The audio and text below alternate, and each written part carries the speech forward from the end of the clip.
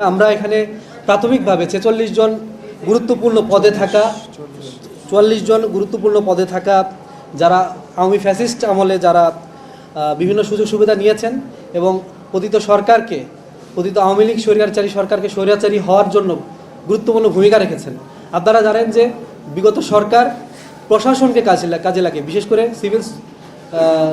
Civil প্রশাসন যারা ছিল এবং পুলিশ প্রশাসন যারা ছিল তারা ভূমিকা রাখতে পারে নাই এবং তারা সরাসরি দলীয় কর্মীর ভূমিকায় অবতীর্ণ হয়েছিল এবং তাদের মধ্যে থেকে আমরা দেখেছি যে পতিত ফ্যাসিস্ট সরকারকে ফ্যাসিস্ট বানানোর ক্ষেত্রে তারা সবচেয়ে বেশি ভূমিকা রেখেছেন। আমরা যে ৪৪ জনের নাম তালিকা প্রকাশ করলাম তাদের কয়েকজনের ব্যাপারে আমরা একটু উদাহরণ দিতে চাই যে আসলে কেন আমরা তাদের নামটা প্রকাশ করলাম। আমাদের প্রথমেই আছেন নাজমুল্লাহ হাসান। আপনারা জানেন যে সাতক্ষীরায় একসময় মার্ডার কিলিং হয়েছিল, প্রায় 20 জনকে হত্যা করা হয়েছিল এবং এটা সেই সময় উনি সাতক্ষীরার ডিসি ছিলেন এবং ওনার নির্দেশে বুলডোজার দিয়ে বাড়ি ভেঙে ফেলা হয় এবং 20 জন মানুষকে ক্রসফায়ারে ওনার নির্দেশে খুন করা হয়। এরপরে প্রচুর মানুষকে নির্যাতন করা হয় এবং উনি আওয়ামী লীগ মতাদর্শের কট্টর সমর্থক এবং বিভিন্ন সময় বিভিন্ন সরকারের গুরুত্বপূর্ণ দায়িত্ব পালন করেছেন এবং দুর্নীতির সাথে জড়িত এবং তার ব্যাপারে পত্রপত্রিকায় অনেক লেখালেখি হলেও ইতিমধ্যে সরকার কোনো ব্যবস্থা গ্রহণ করেনি। আমি শুধু একজনের নাম বললাম, আর দু একজনের নাম বলবো। সেটি হচ্ছে এইচ.এম. সবুজ্জামান। ইনি হচ্ছে আওয়ামী লীগের মদতপুষ্ট এবং তিনি একজন দুর্নীতিবাজ সচিব। ইনি বর্তমানে শ্রম মন্ত্রণালয়ের দায়িত্বে রয়েছেন এবং ইনি সাবেক ফ্যাসিস্ট সরকারের বাণিজ্য মন্ত্রী টিপু মুন্সির অত্যন্ত আস্থাভাজন ছিলেন। আপনারা জানেন 2018 সালের যে রাতের ভোট হয়, এই ভোটের কয়েকজন পলিসি মেকার ছিলেন এইচ.টি. ইমামের নেতৃত্বে। এই ভোটের যে পলিসি মেকার ছিলেন, এই পলিসি মেকারদের মধ্যে উনি একজন ছিলেন এবং ছাত্র আন্দোলনের সময় ইনি সম্পূর্ণ বিপক্ষে ছিলেন এবং আমরা জানি না কেন বর্তমান সরকার তাকে এই পর্যায়ে রেখেছে। আমি আরেকজন একজনের ব্যাপারে আমি আপনাদের বলতে চাই। তিনি হচ্ছেন বর্তমানে সরকারের সংস্কৃতি বিষয়ক মন্ত্রণালয়ের সচিব হিসেবে মফিদুর রহমান। ইনি হচ্ছেন প্রশাসন মন্ত্রণালয়ের যুগ্ম সচিব ছিলেন। মুজিব 70 বর্ষের সময় তিনি একটা বই লিখেন,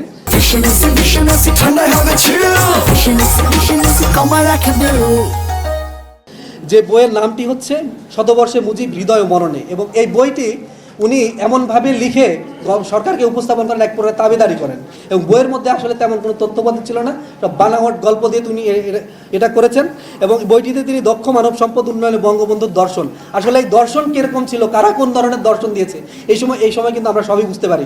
এগুলো হচ্ছে মানে তাবেদারি করতে করতে এমন একটা পর্যায়ে চলে গেছে, বিভিন্ন ধরনের বই লিখেছে। আমি সকল লেখকদের প্রতি সম্মান জানাই, তারা সবাই লিখুক, কিন্তু বিশেষ করে এই ব্যক্তির ব্যাপারে আমি বলতে চাই, সেটি হচ্ছে আপনারা জানেন যে বৈষম্য বিরোধী কর্মচারী ঐক্য ফোরাম নামে একটা ফোরাম আছে।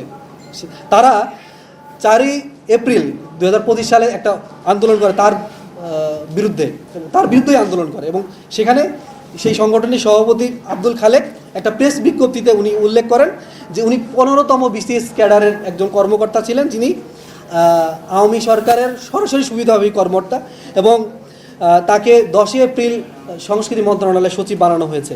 ইনি আওয়ামী লীগের বিভিন্ন পেশাজীবী সংগঠন এবং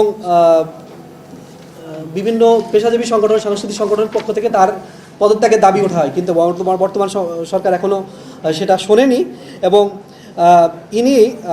আমি আর একটু বলতে চাই, সেটি হচ্ছে যে স্বৈরাচার আমলে বাংলাদেশ টেলিভিশনে মুজিব ও আওয়ামী বন্দনা অনুষ্ঠানের সঞ্চালক হিসেবে বেশ কিছুদিন দায়িত্ব পালন করেছেন এবং শাহবাগে যে ফ্যাসিবাদের যে শুরু হয় যে গণজাগরণ মঞ্চ, সেই গণজাগরণ মঞ্চে তিনি একসময় নেতৃত্ব দিয়েছেন এবং আমরা জেনেছি যে তিনি গোপনে এখন সরকারের ভারতে অবস্থানরত ফ্যাসিস্ট শেখ হাসিনার সাথে এখনও যোগাযোগ তার আছে এবং তিনি একটি গোয়েন্দা সংস্থার হয়ে কাজ করছেন এবং গভর্নমেন্টের গুরুত্বপূর্ণ তথ্য তিনি সক্রিয় এজেন্ট হিসেবে কাজ করছেন বলে আমরা জেনেছি।